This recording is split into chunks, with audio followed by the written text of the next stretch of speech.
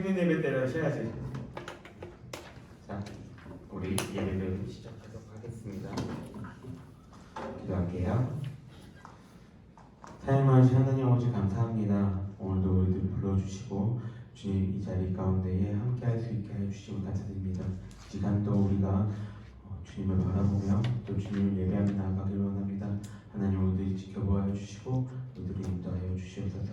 주님의 크신 그 사랑 가운데에 우리들을 함께 하여 주시고 오직 주님만 바라볼 수 있는 그런 시간들 될 수 있도록 주님 인도하여 주시옵소서. 예수님의 이름으로 기도드립니다. 아멘. 네, 우리 주님의 시선 이거 혹시 아는 분 있나요?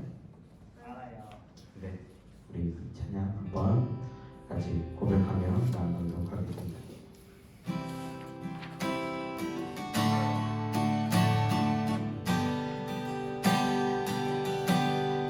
흐르는 시간이 한숨만 남기고 반복된 실패 속 지쳐갈 때 내 맘에 소망이 눈물로 감될 때 내 곁에 다가와 부르시네. 흐르는 시간이 흐르는 시간이 한숨만 남기고 반복된 실패 속 지쳐갈 때 내 맘의 소망이 눈물로 감될 때 내 곁에 다가와 부르시네. 주님의 시선 나를 비추시고 상처난 내 맘 만지시네.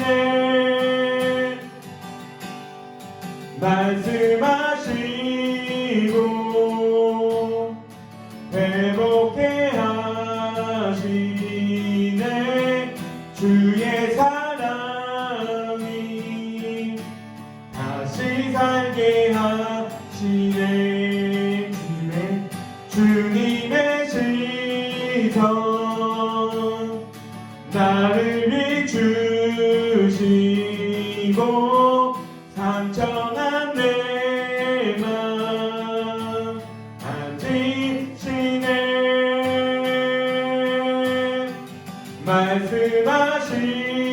말씀하시고 회복해 하시네. 주의 사랑이 다시 살게 하시네. 흐르는 시간이 한숨만 남기고 반복된 실패 속 지쳐갈 때 내 맘의 소망이 눈물로 감될 때 내 곁에 다가와 부르시네. 주님의 시선 나를 비추시고 상처난 내 맘 만지시네.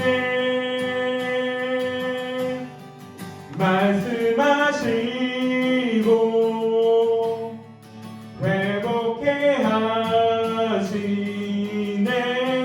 주의 사랑이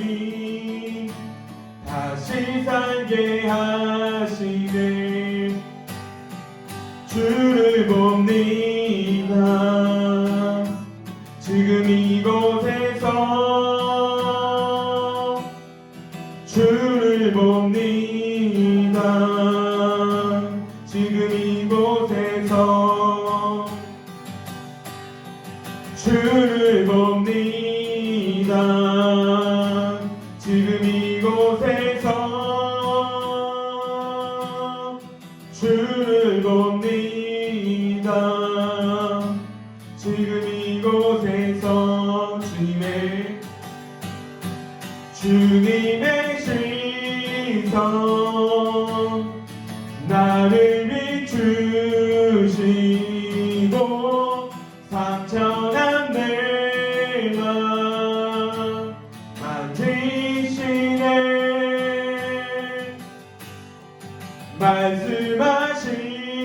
말씀하시고 회복해 하시네. 주의 사랑이 다시 살게 하시네. 우리 시간 가운데 함께 기도를 좀 나아가기 원합니다. 이찬일의 고백처럼 우리의 상처나고 그리고 우리의 아픈 그 마음들을 주님께 다 아시오니 주님 이 시간 가운데 주님 우리를 인도하여 주시고 온전히 주의 말씀들을 듣는 그 시간 되게 해달라고 주님 너무나도 어렵고 힘든 세상 가운데 우리가 또 주님을 바라보며 나아갑니다. 주님 우리들 가운데에 주의 사랑을 부어주시고 오직 주님을 바라보는 그 시간들 될 수 있도록 주님 인도하여 주시옵소서. 우리 함께 기도하도록 하겠습니다. 이 시간 가운데 또 주님을 바라보며 나아가고 이 시간 주님의 신부의 가운데 주님 함께하여 주시옵시고 주님의 신부의 사랑 가운데가 함께하여 주시옵소서. 우리는 주님을 바라보며 나아갈 수 있도록 인도하여 주시고 주님 이 시간을 통하여 주님의 신부의 가운데 주님을 바라볼 수 있도록 주님의 인도하여 주시옵소서. 주님 함께하여 주시옵시고 주의 신부의 가운데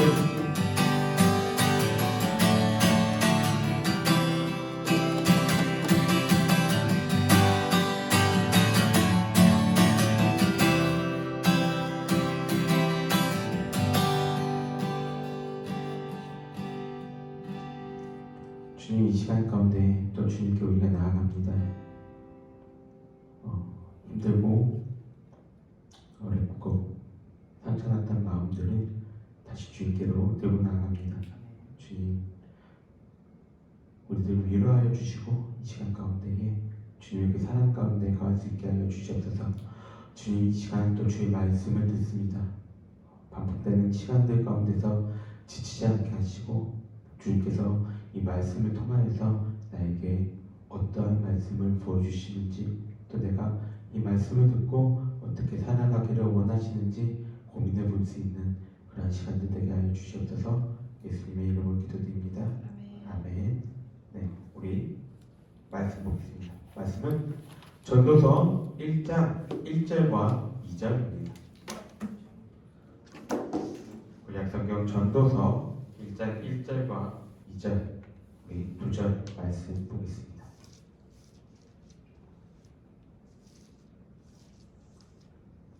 구약성경 전도서 1장 1절부터 2절 다 찾았죠? 네, 다 찾았으면은 우리 한 목소리로 읽겠습니다. 시작.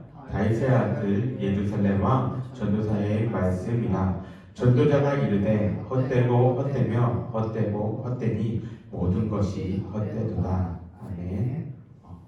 오늘도 각자의 자리에서 수고가 많았습니다. 여러분들의 그 헌신과 애씀이 우리 다음 세대 친구들에게 모범의 모습이 되기를 바랍니다.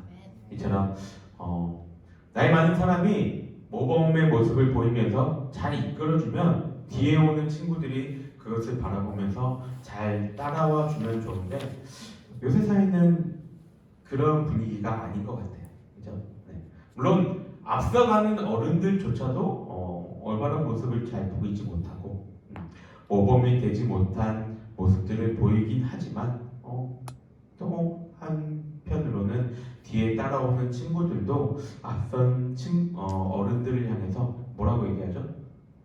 꼰대 라고 얘기하면서 무시하는 경향들을 많이 보이기도 합니다. 꼰대라는 이 이 단어가 의미하는 진짜 의미는 자신의 경험을 일반화해서 자신보다 지위가 낮거나 어린 친구들에게 이렇게 일방적으로 강요하는 사람, 그 우리가 일반적으로 알고 있는 그 꼰대의 모습은 분명히 옳은 모습은 아니에요. 우리나라 사회가 좀 더 성숙해지기 위해서 이러한 문화는 꼭 필요한 현상이라고 생각을 합니다. 그런데 가끔 보면 모든 어른들의 충고나 권면이나 이런 것들을 그냥 다 무시하는 그런 모습들을 보게 됩니다. 이제 나도 나이가 되고 꼰대가 된다. 그런 것들이 보여요. 어른들이나 자기보다 나이가 많은 사람들이 모두 다 꼰대로 이렇게 치부하면서 자신과 이제 맞지 않는 것들은 다 꼰대스럽다라고 이야기하면서 거부해 버리게 됩니다. 이게 좀 걱정되는 게 사회는 뭐 그렇다 치더라도 교회 안에서도 이러한 모습들이 서서히 보여지게 되는 따라서 걱정이 되는 거예요. 왜냐하면 교회라는 이 공동체는 나이에 따라서, 성별에 따라서, 뭐 소득 여하에 따라서 구분하는 공동체가 아니잖아요. 그죠? 생각해 봅시다. 우리 교회가 들어오기 위해서 어떠한 특정 조건을 만족해야 성도가 될 수 있는 게 아니잖아요. 그죠? 내가 엊그젠가 신문 보니까 JMS에 들어가는 조건이 20대, 30대 여자, 뭐 이런 친구들이라고요. 그래서 뭐 50대 할머니가 자기도 이제 들어가고 싶다고 이렇게 얘기했는데 쫓겨났대요. 조건이 안 돼서. 그런 것처럼 우리가 일반적으로 교회라고 얘기하는 전통적인 교회는 조건은 단 한 가지예요. 예수 그리스도를 주로 고백하는 사람이라면, 믿는 사람이라면 다 같은 성도요 한 공동체다라고 우리는 고백한단 말이에요. 그럼 그 공동체에서 나이가 많은 사람이 있을 수도 있고 적은 사람들이 있을 수 있는데 자연스럽게 권면할 수 있고 충고가 할 수 있는데 사회처럼 모든 게 다 꼰대다라고 이렇게 치부해 버리면 교회 공동체라는 이 공동체가 유지되기가 조금은 힘들다는 거죠. 반쪽으로 목사님들이 이제 설교 때 흔히들 우리가 얘기하는 때리는 설교라고 얘기를 하죠. 막 그런 좀 아픈, 또 마음이 아픈 상처가 되는 그리고 좀 그런 설교들을 이렇게 했을 때 그 권면과 충고도 그냥 단순하게 꼰대의 소리라 여기며 듣지 않을 수도 있다는 거예요. 이러한 점에서 우리는 이 세상의 문화가 그대로 교회 속에 들어오는 것에 대해서 고민을 해야 된다고 생각을 합니다. 시작을 이렇게 조금 무겁게 시작하지만 좀 분위기를 바꾸기 위해서 썰 하나 얘기를 해줄게요. 꼰대에 대해 썰. 꼰대 어원 알아요? 혹시 찾아본 사람 있어요? 꼰대 어원? 내가 찾아보니까 꼰대 어원이 두 가지래. 하나는 뭐냐면 영남 지방 저 밑에 지방에서 번데기를 뭐라고 부르냐면 사투리로 꼰대기라고 부른대. 그 꼰대기라고 부르는데 이 번데기에 뭐가 많아요? 설마 단백질 얘기하진 않겠지? 번데기 외형에 뭐가 많아요? 다리. 그렇죠. 다리? 번데기. 그래? 다시 찾아봐야겠는데? 주름이 많잖아요. 그러니까 꼰대가 노인들을 이렇게 칭하는 얘기, 주름이 자글자글한 늙은이다 이런 의미로 꼰대기 이렇게 보이던 게 꼰대라고 됐다고 하니 그런 썰이 하나 있고, 또 하나 썰은 뭐냐면 프랑스어로 이 백작을 콘테라고 이야기를 한다고 합니다. 근데 이게 일본식으로 부르면 꼰대가 된대요. 근데 일대2 강점기 때 당시 친일파들, 뭐 이한용이나 이런 사람들이 일본으로부터 백작 지위를 받고 뭐 자작 지위를 받잖아요. 그래서 자기들 스스로를 콘테라고 불렀대요. 그래서 사람들이 근데 그것들을 온전하게 안 불러주겠죠. 비웃으면서 그 사람들을 폄하하는 말로 이한용 꼰대 라고 이야기를 한 것이 이제 꼰대의 시작이 되었다는 썰이 있습니다. 뭐 정확한 건 아니에요. 썰이니까. 어쨌든 이렇게 우리가 세상을 살아갈 때에 나 스스로가 그 길을 개척하고 이렇게 나아가기도 하지만 먼저 갔던 그 앞에 갔던 사람의 그 조언과 충고가 우리에게 필요할 때가 있어요. 왜냐면 인간은 참 유한한 것 같아요.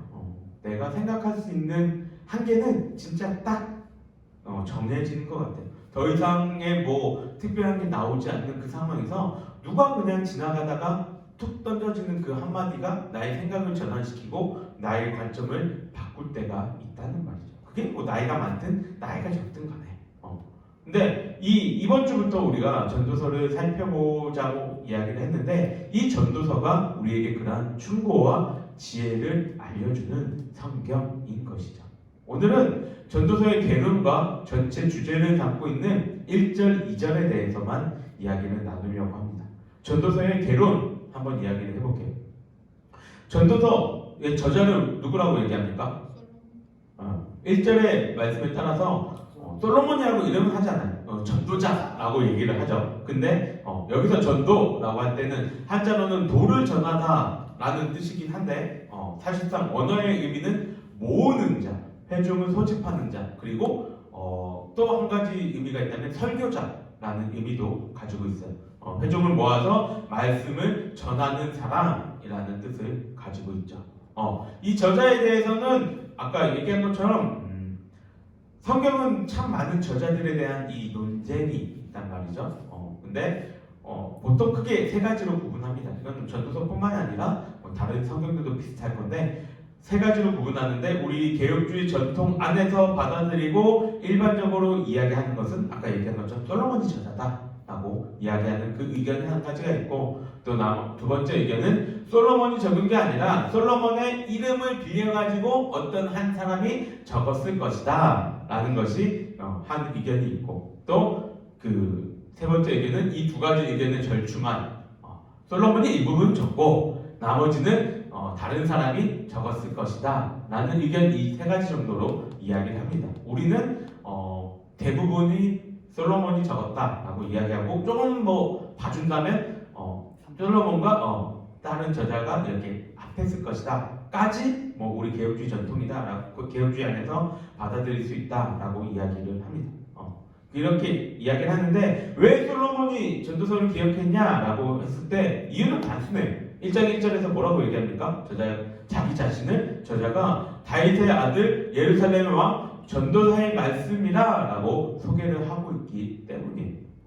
우리말 성경은 지금 뭐가 제일 먼저 나와요? 다윗의 아들이 제일 먼저 나오는데 원어인 이 히브리어를 보게 되면 우리말 성경하고 순서가 조금 달라요.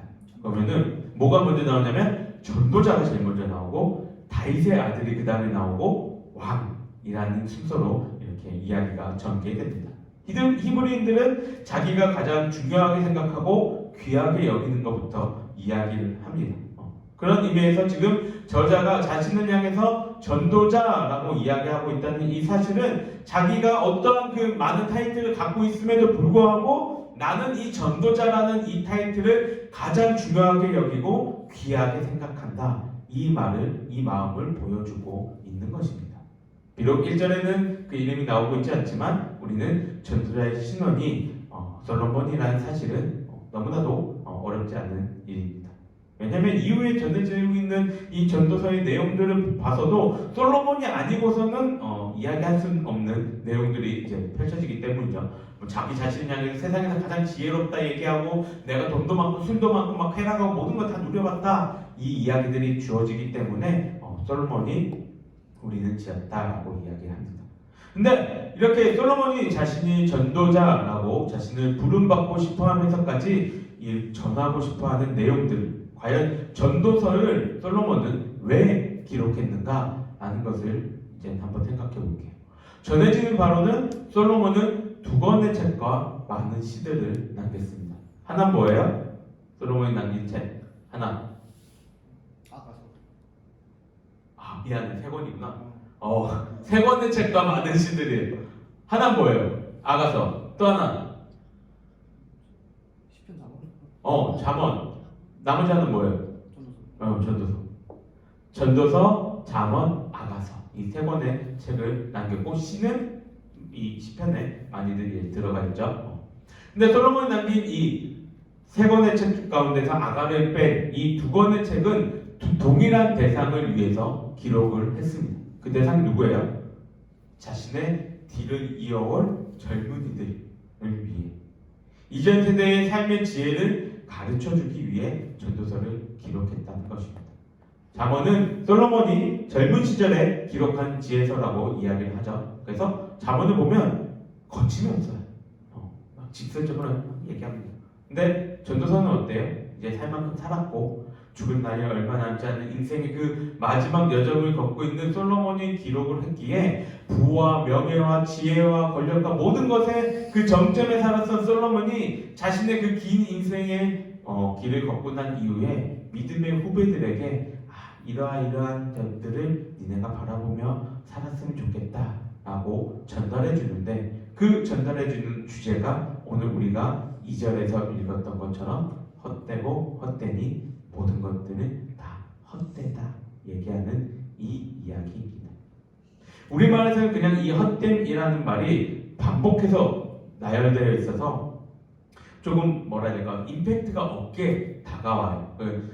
히브리어 원어를 나도 지금 학교에서 이제 강의를 들으면서 교수님이 원어 그대로 읽는 거에 이렇게 읽어줘요. 그러면은 우리말 성경은 그냥 이 리듬감이 잘 없잖아요. 근데 히브리어를 진짜 악센트를 맞춰가면서 이렇게 읽어보면은 굉장히 리듬감이 있고 생동감이 있게 느껴지는데, 좀 그런 것들은 되게 좀 한 번쯤은 배워볼 만한 것 같아요. 그리고 이 지금 원어에서도 그냥 우리말로는 그냥 헛되고 헛되니 모든 것이 헛되고 헛되다라고 얘기를 하고 있는데, 원어는 어떻게 얘기하고 있냐면 그 내용은 다르지 않아요. 근데 뭐가 다르냐면 한 번은 단수, 한 번은 복수, 한 번은 단수, 한 번은 복수 이렇게 사용하고 그 다음에 진짜 모든 것들이 헛되다라고 이 사실을 강조합니다. 그래서 이 헛됨을 단수와 복수를 사용하면서 진짜 모든 것들이 진짜 뭐 하나부터 열까지 다 헛되다라는 것을 강조해주고 있는 거예요. 이렇게 전도서는 1장 2절하고 후반부인 12장 8절에 헛되고 헛된 일을 반복합니다. 이러한 성경의 구조를 뭐라고 얘기하냐면 샌드위치 구조라고 얘기해요. 샌드위치 먹을 때 여러분 뭐가 중요해요? 서연아, 샌드위치 먹을 때 뭐가 중요해? 제일 중요한 건 뭐야? 안에 재료. 그쵸? 안에 재료가 중요하죠. 빵도 물론 중요할 수 있으나 뭐 베이글 샌드위치다 라고 얘기했을 때 그냥 베이글 샌드위치라고 얘기 안 하잖아요. 뭐가 안에 들은 베이글 에그 마요인지 베이글 베이컨인지 그게 중요한 거잖아요. 그죠? 안에 내용물이 중요하다는 것을 강조하는데, 이 구조 속에서도 결국은 이 안에 있는 1장 2절과 12장 8절 안에 있는 내용이 진짜 중요하다 이거를 강조하고, 그럼 그 안에 뭐가 있냐면 인생은 허무하다라는 내용들이 있다는 겁니다.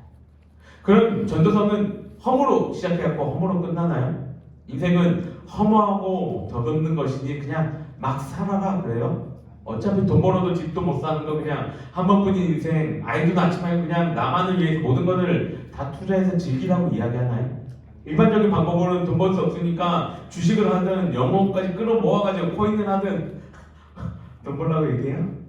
아니죠. 전도자는 그렇게 얘기하고 있지 않아요. 전도자가 하는 말은 그런 것들이 다 공허하고 헛된 것이라고 이야기를 합니다. 내가 많은 돈도 있어봤고, 내가 사업도 해봤고, 내가 이성도 많이 만나봤고, 지식도 많이 누려봤는데 다 뭐라고요? 헛되더라. 전도서가 우리에게 얘기하는 건 뭐예요? 삶이 그렇게 공허하다 이거로 끝나나요? 삶의 그 공허한 가운데서 니네들이 어떻게 살아야 되는지 그걸 얘기해 주는데, 전도자는 우리에게 하나님을 경외하고 창조하신 그 원리대로 살아라 라고 이야기를 하고 있어요.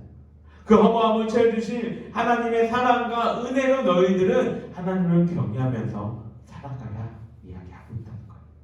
여러분 살아가면서 공허함을 느껴본 적 있어요?